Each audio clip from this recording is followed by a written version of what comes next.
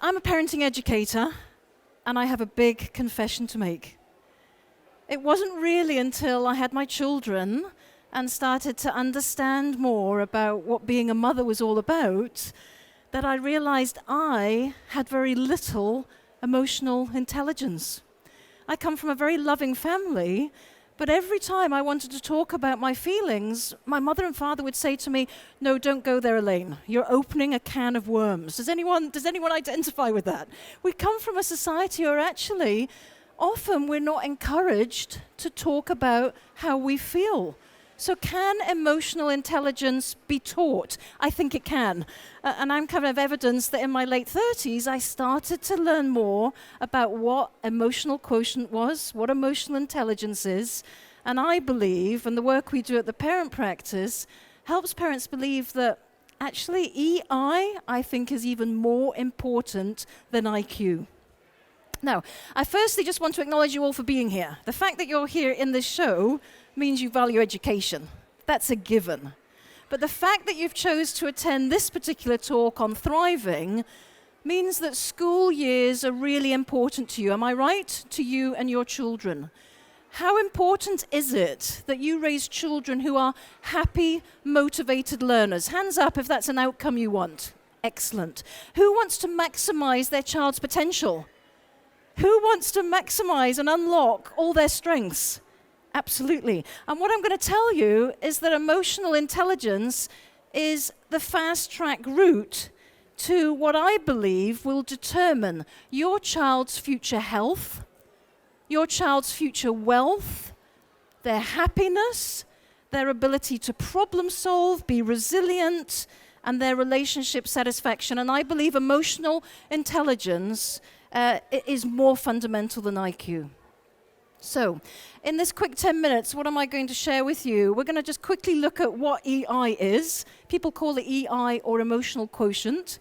We're going to look at why it's so important. And thirdly, I'm going to give you 3 pillars, which is how you can help your child be emotionally intelligent. Why is it important? I would suggest that school life, actually everyday life, is complex for our children now. 21st century living, it's hard work. And I can guarantee you one thing your children will experience in life, and that's failure. And I'm really sorry to put it so bluntly, but your children will at times fail. They will fail the spelling test. They will fail to get into the school of choice, or their 11 plus perhaps. They may fail to get into the netball team or the swim squad. Or they may not be invited to that sleepover. Who's had that experience? Child not invited to that birthday party or sleepover. So at some point in your child's school life, I guarantee you, they will experience what I call life's knocks. That's a given. Now, when that happens, we need to enable them to process their feelings. They absolutely need to be able to use what we call the cool brain, the prefrontal cortex, to start to rationalize and problem solve and not get overwhelmed with their feelings. And every day your child will be consumed with emotions, so it's critical that you as parents and as teachers teach our children emotional intelligence. That's why it's important. The second thing to say is, what is EI? I'm sure many of you have read about it and heard about it, but it's about recognizing, understanding, and also managing our own emotions. And I don't know about you, but at times I find that hard.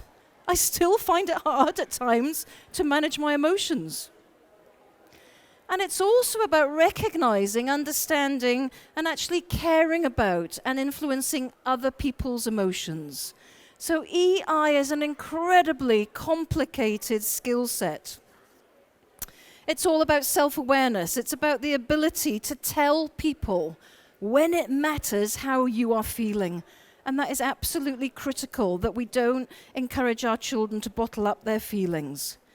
Study after study after study tells us that children with really good emotional intelligence are not just better adjusted emotionally, but they're actually more popular at school. They're more physically healthier, and actually they perform better academically.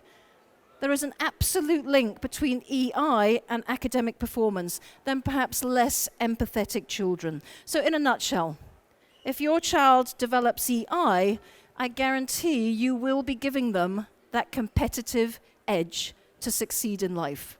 So how are you going to do it? How are you going to get them to have EI? 3 things you need to do. And the first thing to say is I encourage all of you to be your child's emotional coach. So after this quick 5 minutes, you're going to go away from here and be an emotion coach. How are you going to do that? You're going to listen, and you're going to validate their feelings. Now, let me tell you, that is not easy, and I'm going to give you some examples here that will make you squirm in your seat. Professor Dan Siegel, anyone read his stuff? Brain scientist? Yeah. He has a kind of mantra which I love for you to take away, which is called name it to tame it. Name the feeling in order to tame it. And that's what you absolutely need to do. The problem is most of us don't emotion coach. And actually, we'd rather not have our children feeling jealous, upset, or angry. And so if you have a child who doesn't want to go to the tennis camp in the summer, what do we tend to say to them? Oh, darling, it'll be fine. You'll love it when you get there. Don't worry, just give it a go. And inadvertently, what we do is we dismiss and deny the feeling. When we have a child who says, I hate my sister. I hate my sister. I wish she'd never been born. What do we say to them? We say, darling, don't say that. We don't use the word hate in this house. That's a horrible thing to say. I don't want to hear you say that. And inadvertently, again, we dismiss the feeling. A child may come home and say, Mom, I'm really struggling with maths. I don't like maths. And we start arguing with them. And we say, oh, darling, no, you're fantastic at maths. You're absolutely brilliant. So we don't listen to what they're feeling. When they come home and say they've got friendship issues, again, we kind of advise them. And we say, well, you know what I would do? I'd just ignore those boys. Just ignore them and, they'll stop teasing you. Sometimes we question.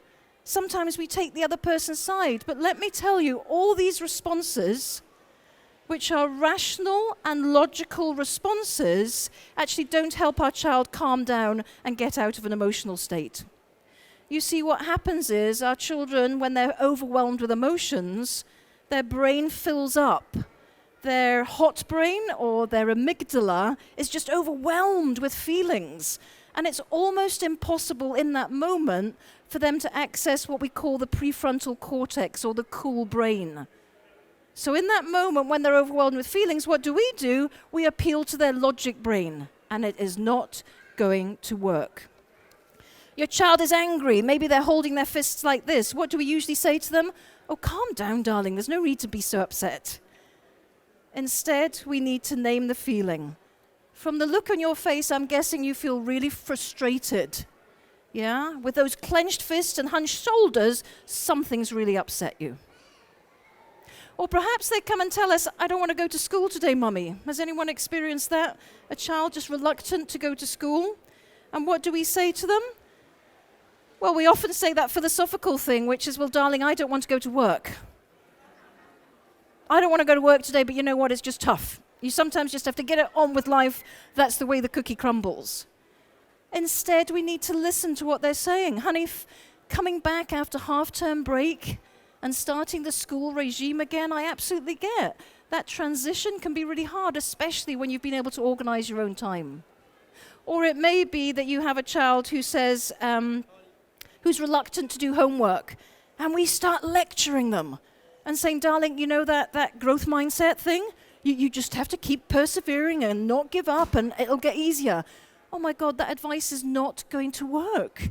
What we need to say is, yeah, it takes courage to try something new. You may be worried about making a mistake or getting it wrong. So point number 1, and I've done this so quickly, I usually have more time to discuss this. Point number 1, name it to tame it. Don't appeal to the rational, logical brain. Just try and understand how your child is feeling. Quickly, point number 2, coach them in how to manage their feelings. If you have a child who's very intense, anyone has an intense child, impulsive, super sensitive, they may get angry quite a bit of the time, teach them how to manage the anger with a kind of cool down area. It may be popping bubble wrap, using boxing mitts. It may be bouncing on a trampoline.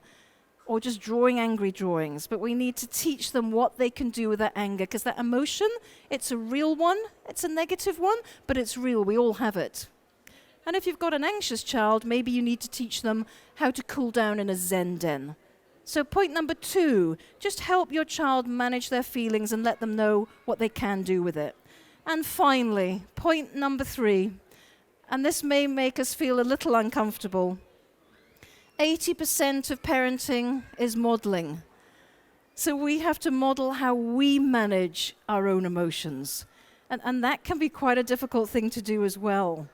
So if you're shouting like a banshee in the morning, 8 times you're shouting for your kids to get their shoes on, do not be surprised if they start shouting back at you.